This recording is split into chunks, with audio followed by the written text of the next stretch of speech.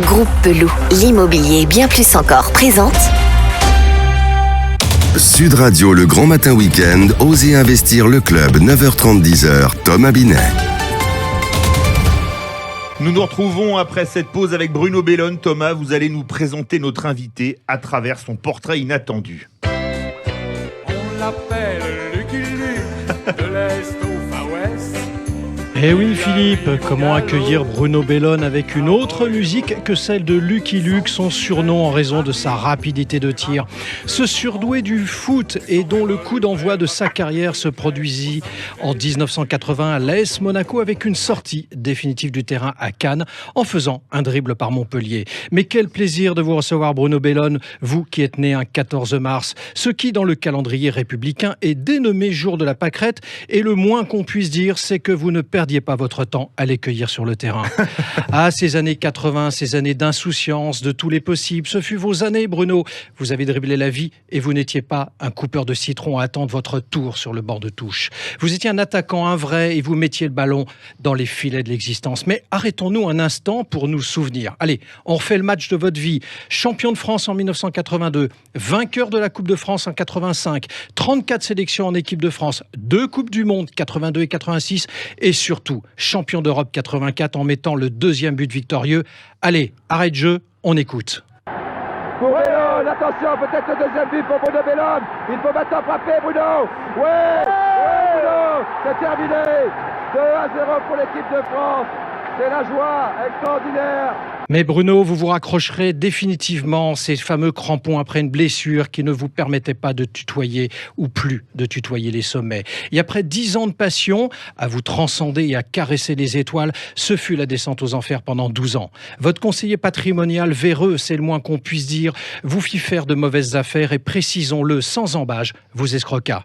Vous vous rêviez un patrimoine de 2 millions d'euros et vous vous réveillâtes avec une dette de 800 000 euros. Le parcours tumultueux de votre vie vous amena 62 fois devant la justice sans jamais gagner un procès. Et puis un jour, la main de Dieu, pas celle de Maradona, on va être précis, vous toucha de sa grâce à travers votre bienfaiteur Jean Tigana, pas moins connu et qui par son intervention fit régler vos déboires financiers. Alors Bruno Bellone, vous qui êtes né le même jour qu'Albert de Monaco, bon alors je l'ai placé là seulement pour le clin d'œil avec votre club fétiche, mais surtout avec Albert Einstein, connu pour sa théorie de la relativité, vous apprîtes justement à relativiser vos déboires pour réussir votre vie depuis, plutôt que de réussir dans une forme de vie qui ne vous convenait pas, comme vous l'expliquez avec émotion et gravité dans votre livre « Les matchs de ma vie ». Alors, le moment est venu de jouer les prolongations dans Osez investir afin de mettre le but en or. Bonjour Bruno Bellone. Bonjour. Comment on arrive à tout perdre comme ça a été votre cas ?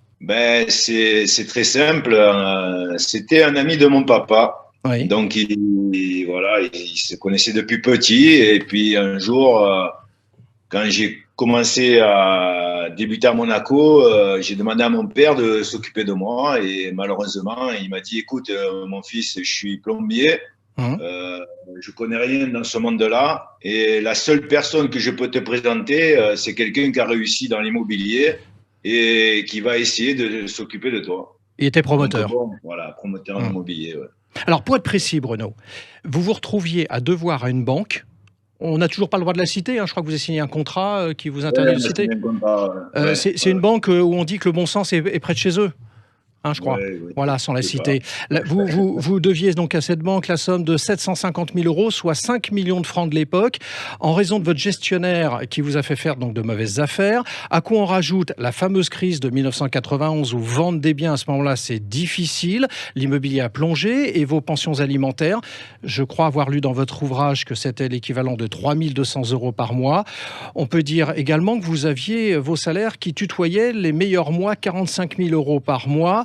Et c'est là où Jean Tigana vous contacte et vous dit « On va essayer de régler ton problème ». Alors, c'est par rapport à l'émission que j'ai faite avec… Sans aucun doute. Ah oui, voilà, exactement. Où je suis passé, je crois, 5 fois. Et c'est à la 4e fois que Jean Tigana m'appelle. Et c'est, je crois, Jean-Luc Ettori qui tient au courant Jean Tigana en lui disant « Écoute, t'as vu Bruno, il est passé à Julien Courbet. Il faudrait voir un peu si on peut l'aider et tout. » Et puis, il m'a appelé le lendemain et il m'a dit, il faut que tu viennes me voir à Monaco. Alors, vous l'avez retrouvé dans les vestiaires du club de Monaco, et là, vous lui dites la situation. Exactement. Et il a failli tomber du banc, parce qu'il ne pensait pas que c'était aussi important le montant. Ouais. Et il m'a dit, écoute, donne-moi 3 jours, je réfléchis et je te rappelle. Et il me donne un rendez-vous à Nice, donc à l'endroit où il y a la... Et là, vous rencontrez le grand directeur régional. C'est ça, exactement. Et là, on se retrouve en face de lui et Jean Tigana le regarde et lui dit comment il doit, Bruno. Et il lui dit il doit 5 millions de francs. Donc, il est là, il regarde, il réfléchit, il dit bon, écoutez, on va faire un jubilé. Donc, le jubilé, c'était prévu de le faire avec Didier Roustan et Jean Tigana. On va gagner de l'argent et on vous donne 500 000 francs et Bruno vous donne plus rien. Donc, 75 000 euros pour nos auditeurs d'aujourd'hui. Oui. Et on efface le reste. On efface la dette. Ouais. Et là, il regarde, il fait non, il doit 5 millions. Alors, il fait bon, écoutez, on va faire une chose. Moi, j'ai mon argent chez vous, je vais tout enlever. Et en plus, vous risquez d'être partenaire de la Coupe du Monde 98 en France et vous risquez de ne pas l'être. Allez téléphoner à votre patron à Paris. Et vous lui dites que là, on est prêt à donner 500 000 francs. Et sachez une chose, que si on ne fait pas 500 000 francs sur le jubilé de Bruno, c'est moi qui donnerai 500 000 francs. Donc il part, il revient au bout d'une demi-heure, et au bout d'une demi-heure, il s'assoit, il nous regarde, il fait « c'est bon pour les 500 000 francs ». C'est quand même extraordinaire parce que le but qui a marqué la planète entière, vous le mettez sur une passe de Jean Tigana en finale de l'Euro 84, et là c'est Jean Tigana également qui devient votre sauveur. Exactement. Vous imaginez que moi j'ai passé 12 ans à attendre, et lui en espace d'une demi-heure il a réglé le problème. C'est affolant. Le jubilé rapporte 75 000 euros qui permettent d'éponger donc en fait le reste, on est bien d'accord. Sauf qu'il y a les huissiers qui attendent à l'issue du jubilé et qui viennent saisir le reste de la recette. Du coup, il vous reste à peu près 20 000 francs, je crois, c'est ça, hein, si je ne me trompe pas. C'est ça. Voilà. 20 000 francs, il me reste. Oui, le temps de prendre votre douche, prendre les 20 000 et de partir. Ils m'ont tué la soirée parce que quand je suis sorti du terrain avec mes enfants, parce qu'ils étaient rentrés sur le terrain pour jouer un peu avec tous les joueurs qui étaient présents, ils m'attendaient à la sortie du tunnel, les 4. J'ai trouvé ça lamentable de leur part de venir un jour de fête. Ça pouvait attendre. Ça m'a tué le moral. Bruno Bellone, dans votre livre, vous évoquez les difficultés de l'après-foot. Vous dites que beaucoup se sont brûlés les ailes, que vous étiez livré à vous-même. Bref, aucun accompagnement, préparation, protection. Est-ce que le regard que vous avez aujourd'hui, avec toutes ces années passées, les difficultés rencontrées, votre jugement est précis sur les choses là-dessus? Est-ce que ça a changé pour les footballeurs d'aujourd'hui? Alors, ça a changé parce que aujourd'hui, beaucoup de joueurs ont des avocats, des juristes. Ils ont tout ce qu'il faut à leur côté pour les aider à pas faire d'erreurs. Oui, ce qu'il faut préciser, c'est quand vous avez commencé votre carrière, vous avez 14 ans et demi. Il faut l'avoir en tête. Tout le monde le sait pas forcément. Je suis arrivé à 14 ans et demi à Monaco. Oui, séparé de votre famille, puisque évidemment votre famille ne vous a pas accompagné. Vous avez été intégré dans le club et vous avez pris entre guillemets les affaires en main, et tout en sachant que, et on ne revient pas sur ce que vous avez dit, vous aviez ce fameux promoteur qui vous a mal conseillé, en tout cas qui s'est bien conseillé lui-même, pour le dire différemment. Quand vous voyez la situation que vous avez vécue, nos auditeurs ce dimanche matin vous écoutent, et peut-être que parmi eux, il y a des jeunes gens qui ont envie de faire ce métier que vous avez fait de footballeur, et il y a les parents également qui les écoutent. Qu'est-ce que vous pouvez leur donner comme message, comme conseil de prudence, vu ce que vous avez vécu? Il faut savoir aujourd'hui, parce qu'on ne le dit pas assez, c'est que 90% de joueurs de centres de formation sont virés chaque année. Donc c'est énorme. C'est énorme. Et il y a un joueur sur 20 000 qui sort. Un joueur sur 20 000. Vous imaginez un peu? Donc je pense que le plus important, si vous avez un enfant qui est doué au football, qui continue à aller à l'école surtout, et surtout de l'accompagner, d'être avec lui et de le rassurer, de lui donner des bons conseils pour pas que ça devienne une obsession. Voilà. Bruno, une question, parce que l'émission s'appelle Oser investir. Est-ce que quand on a fait rêver la France comme vous, notamment en mettant ce but contre l'Espagne, le tir au but contre le Brésil. 2 ans plus tard, à la Coupe du Monde au Mexique, est-ce que avoir fait rêver un pays tout entier, parce que les gens vous ont pas oublié, moi quand j'ai dit on a Bruno Bellone, tous les gens me disaient « Ah, génial !»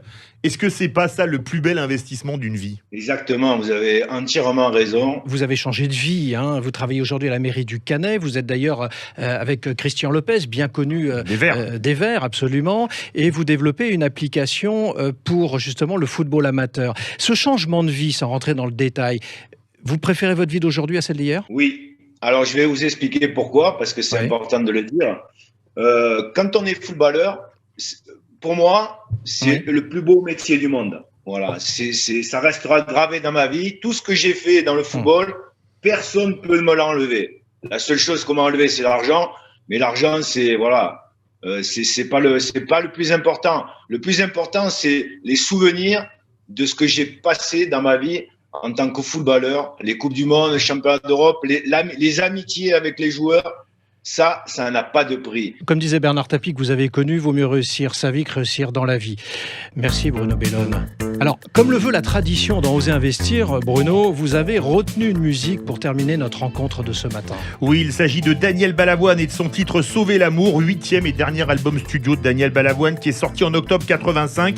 Ce fut son plus gros succès commercial, mais malheureusement, il disparaîtra le 12 janvier 86 dans le désert malien, dans un accident d'hélicoptère sur le Paris-Dakar. Pourquoi ce choix musical, Bruno ? Parce que c'était une personne qui était engagée.